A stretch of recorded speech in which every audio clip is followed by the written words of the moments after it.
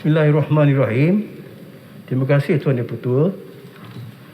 Selaku kementerian yang telah diamanahkan untuk menjamin bekalan makanan bagi keluarga Malaysia, mewakili pihak MAFI, saya menyeru kepada semua pihak, sama ada daripada kerajaan ataupun pembangkang, untuk kita sama-sama menjunjung titah ke bawah duli Yang Maha Mulia Sri Paduka Baginda Yang di-Pertuan Agong yang menekankan pemerkasaan pertanian dan industri makanan sebagai jaminan security dan nutrisi makanan kepada hampir 32 juta keluarga Malaysia.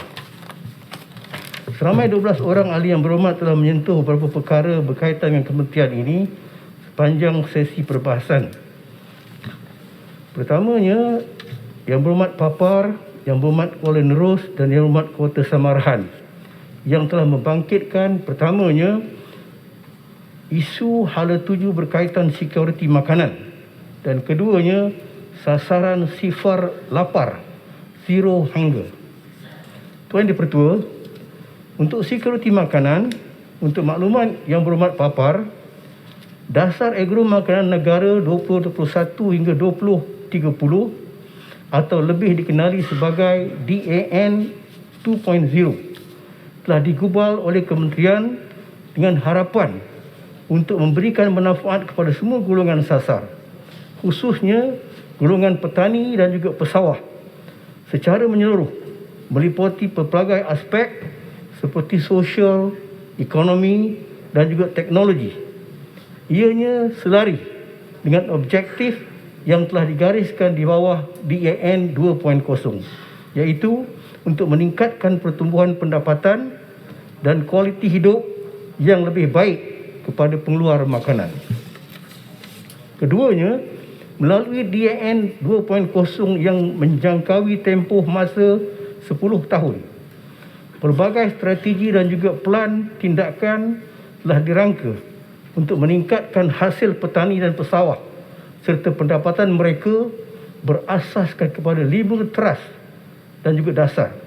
Antaranya, fokus adalah kepada permodernan dan pertanian pintar, termasuk penggunaan mekanisasi dan juga otomasi serta aplikasi teknologi moden yang dapat meningkatkan kecekapan pengeluaran golongan petani dan menyumbang kepada peningkatan hasil tanaman mereka. Tambahan lagi, golongan pesawah telah diberikan perhatian khusus dalam DAN 2.0 melalui pemerkasaan industri padi dan juga beras. Dalam hubungan ini, tumpuan akan diberikan kepada peningkatan produktiviti hasil padi melalui pengurusan penggunaan tanah dan juga air dengan lebih baik, pembangunan varieti tempatan yang berpotensi, penstrukturan semula bantuan kewangan dan peningkatan penglibatan sektor swasta di sepanjang rantaian ini. Dan keempat yang penting sekali, Dasar Agro Makanan Negara 2.0 tahun 2021 hingga tahun 2030 telah digubal oleh MAFI dengan mengambil kira isu security makanan yang meliputi daya saing dan juga kemampanan berlandaskan prinsip dan trust Wawasan Kemakmuran Bersama 2030 WKB dan juga Agenda Pembangunan Mampan 2030 SDG 2030, termasuk Rancangan Malaysia ke-12 dan juga Rancangan Malaysia ke-13, bagi kita sama-sama menjayakan transformasi dan juga permodernan sektor agro makanan. Seterusnya, manakala Pelan Tindakan Dasar Security Makanan Negara tahun 2021 hingga tahun 2025 yang dirangka untuk memastikan kestabilan dan kemampanan sistem makanan negara kekal terjamin adalah merangkumi strategi seperti berikut. Yang pertamanya, memperluaskan adaptasi teknologi dalam sistem makanan sebagai langkah pragmatik bagi meningkatkan lagi kecekapan dan juga produktiviti sistem ini. Berteraskan skala ekonomikal dan pertanian mampan.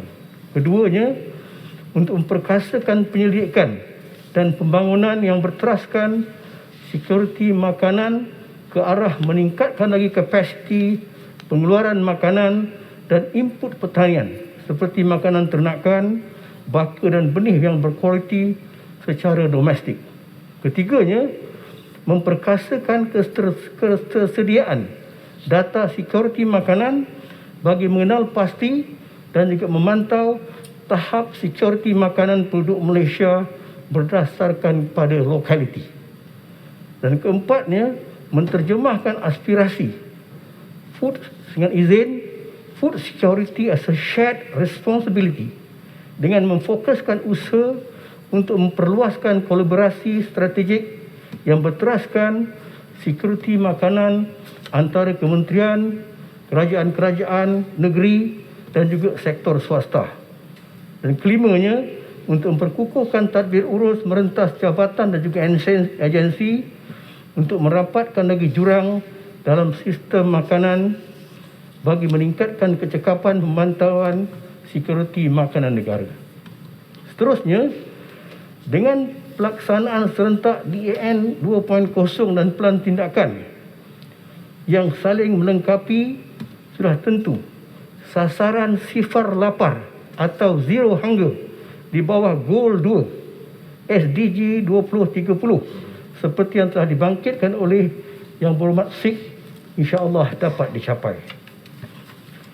Minta penjelasan. Terima kasih Tuan Yang Di-Pertua. Terima kasih Perdana Menteri. Saya nak tanya tentang apa bezanya dasar agro makanan negara dan juga pelan tindakan food security. Kerana kita tahu bahawa dasar agro makanan sebenarnya adalah satu dasar yang menyeluruh di mana dasar food security adalah antara yang paling penting dalam dasar agro makanan. Jadi saya nampak sekarang ada dua plan, ya. Satu dasar agro makanan, satu adalah tindakan food security. So kenapa buat dua? Kenapa tidak satu dasar supaya tidak mengelakkan kekeliruan and double. Terima kasih Yang Berhormat, saya faham. Minta penjelasan Menteri, ya. Baik. Sikit. Dasar agro makanan negara sebenarnya telah kita gariskan apakah langkah-langkah perlu yang patut kita buat bagi mempertingkatkan lagi pengeluaran. Sementara DSMN, Dasar Security Makanan Negara, kerana kita mahu memastikan supaya makanan mencukupi, bukan sahaja kita dapat membekalkan kepada penduduk-penduduk Malaysia, tapi kita berkeupayaan menjadi bank ekspor. Tuan Di-Pertua, saya teruskan kepada perkara seterusnya. Timbalan Menteri. Pada Yang Berhormat, saya tunjuk Menteri. kemudian. Sikit ya. Sikit Timbalan Menteri. Pada Yang Berhormat Port Dickson, Yang Berhormat Timbalan Menteri tak bagi. Silakan teruskan. Yang Berhormat Tampil. Silakan teruskan. Ya, boleh tu. Boleh teruskan. Teruskan. Menteri, sikit saja Menteri. Berhormat Menteri Port tolong Dickson, jelaskan redundancy Yang tu. Berhormat Sik. Sebab tadi saya tanya tentang redundancy, ya. Dasar Saya dah agro jawab makanan tu. dengan dasar Bahan baru, security. bahan baru dia nak teruskan juga. Tak mau jawab. Isu dua.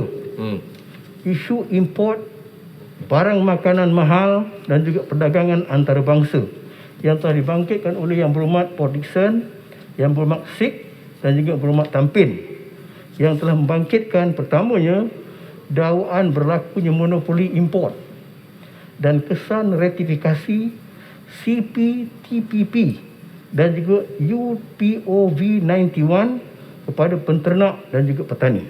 Pertamanya, monopoli import menyebabkan harga makanan mahal.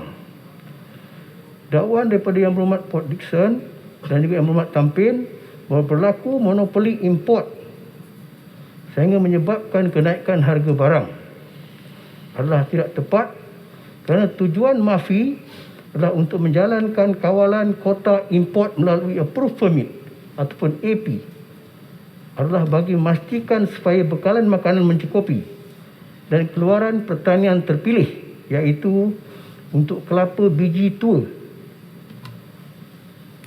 kobis bulat, susu cair, keratan ayam dan juga beras. Pada masa yang sama, pelaksanaan AP juga dapat menghalang berlakunya lambakan keluaran pertanian yang terpilih di pasaran yang boleh menjejaskan daya saing dan pengeluaran petani tempatan. Untuk maklumat Yang Berhormat Prof. Dickson dan Yang Berhormat Tampin, tiada keperluan bagi mendapatkan AP untuk mengimport cili. Permohonan kuota import dinilai dari aspek kelayakan syarikat pemohon berdasarkan daripada kriteria yang ditetapkan seperti kapasiti pengeluaran melalui bilangan kelengkapan dan juga mesin memproses yang beroperasi. Bagi memastikan objektif supaya bekalan mencukupi dan tidak berlaku lambakan, pertimbangan permohonan juga diberi kepada anggaran tahunan permintaan serta pengeluaran tempatan. Bagi kelapa tua, biji, kobis bulat, susu cair dan keratan ayam, MAFI tidak menetapkan sebarang had bilangan pemegang kuota import. Pada tahun 2017, jumlah syarikat yang telah diluluskan AP bagi kobis bulat adalah 115 syarikat dan 30 syarikat untuk kelapa tua biji. Selepas itu, bagi kuota import beras, kerajaan masih meneruskan dasar pengimport utama yang telah diperkenalkan sejak tahun 1974 dengan mengambil kira dasar ini adalah penting dan relevan bagi menjamin kelangsungan bekalan beras dalam negara. Bernas telah dilantik sebagai pengimport utama bagi pihak kerajaan Malaysia sehingga 10 Januari tahun 2031. Seperti yang pernah ditimbulkan oleh Yang Berhormat Menteri MAFI dalam Dewan sebelum ini, keputusan kerajaan berkenaan pengimportan beras adalah dengan mempertimbangkan semua aspek secara menyeluruh bagi melindungi komoditi strategik ini sebagai makanan ruji rakyat Malaysia. Untuk makluman, permohonan AP kobis bulat untuk diekspor semula adalah tidak dibenarkan. Jasin sikit. Ya, terima kasih Menteri. Ya, tadi saya mendengar penjelasan daripada Menteri mengenai Bernas dipilih sebagai pengimport utama. Jadi kenapa Bernas saja mendapat pilihan ini? Kerana kalau kita buka lebih banyak, ianya mungkin dari segi harga akan dapat lebih murah. Dan daripada itu, bagaimanakah tindakan kita kebergantungan kepada negara luar? Apa yang disebut tadi, langkah contohnya penubuhan insentif kerajaan menubuhkan lembaga padi negara. Jadi adakah penubuhan padi negara ini gagal kerana kita masih bergantung import daripada beras luar? Jadi mohon penjelasan daripada Menteri. Nasi jempol, sila Menteri. Terima kasih sahabat saya daripada Jempol yang sebenarnya banyak mempunyai pengetahuan tentang apa yang berlaku, terutamanya bagi memastikan supaya bekalan makanan kita terjamin. Pertamanya tuan-tuan dan dipertua, kita mempunyai satu sejarah hitam. Pada tahun 71, walaupun kita telah menubuhkan LPN, Lembaga Padi Negara pada ketika tersebut, tetapi pada tahun 73, kita menghadapi krisis beras dunia di mana kekurangan beras dan harga beras melambung. Maka kerajaan telah menubuhkan LPN dan memberikan LPN sebagai pengimport tunggal dan sebagai gatekeeper dan juga dengan mekanisme pengurusan bekalan beras dan juga menstabilkan harga. Dan untuk maklumat Tuan Yang Pertua, LPN telah menerima sebanyak geran daripada tahun 72 hingga tahun 1994 untuk perbelanjaan mereka adalah sebanyak 1.2 bilion ringgit pada ketika tersebut. Selepas itu, selaras dengan dasar penswastaan negara dan menjimatkan tanggungan kepada kerajaan, Bernas telah diswastakan. Dan akhirnya Tuan Yang Pertua, banyak perkara berlaku sehingga Bernas lepas itu telah diapungkan di pasaran saham Bursa Saham Malaysia. Dan untuk maklumat yang bertanya tadi, barulah kita dapat pasti pemegang utama saham Bernas ini adalah rakyat Hong Kong.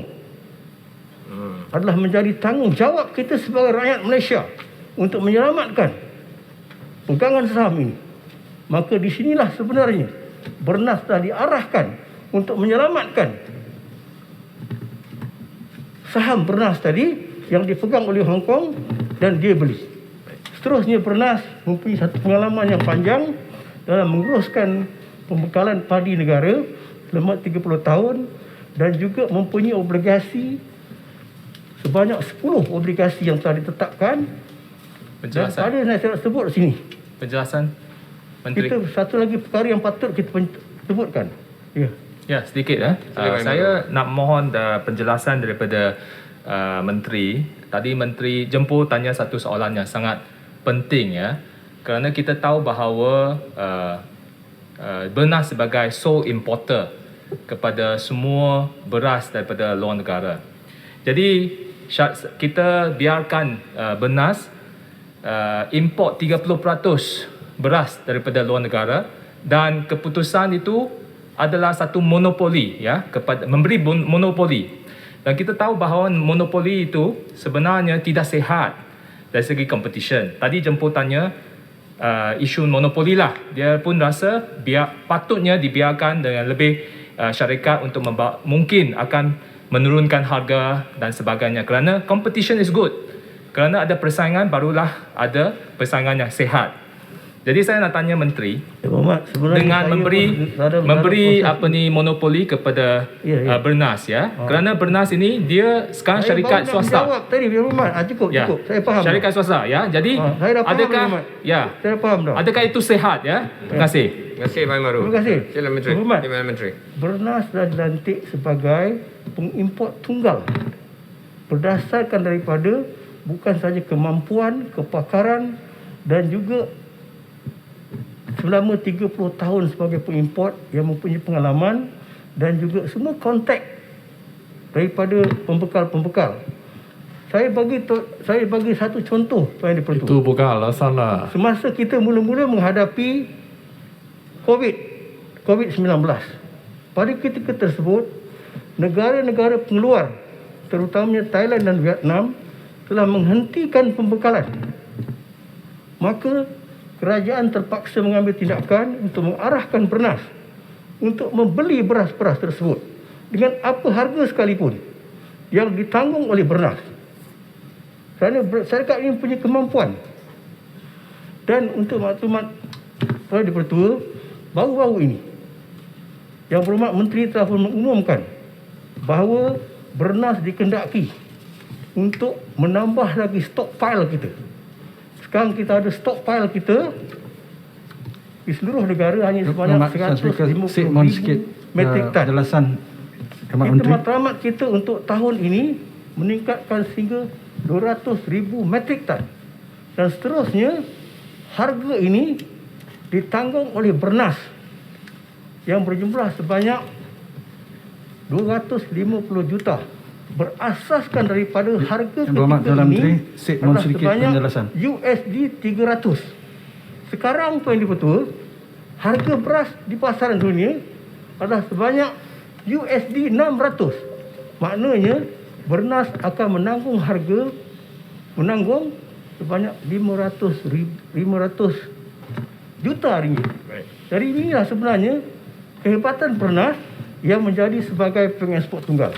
Saya terus kepada perkara seterusnya Tuan Yang Besar. Terima kasih Menteri. Mohon sikit penjelasan. Daripada SIK di mana tadi? Mohon sikit dia Timbalan Menteri sebelah. Mohon sikit dulu ya. Terima kasih Yang Hormat Timbalan Menteri. Dalam soal perbekalan beras ini saya nampak juga perlu diambil perhatian adalah di segi industri padi itu sendiri ya Yang Hormat Timbalan Menteri.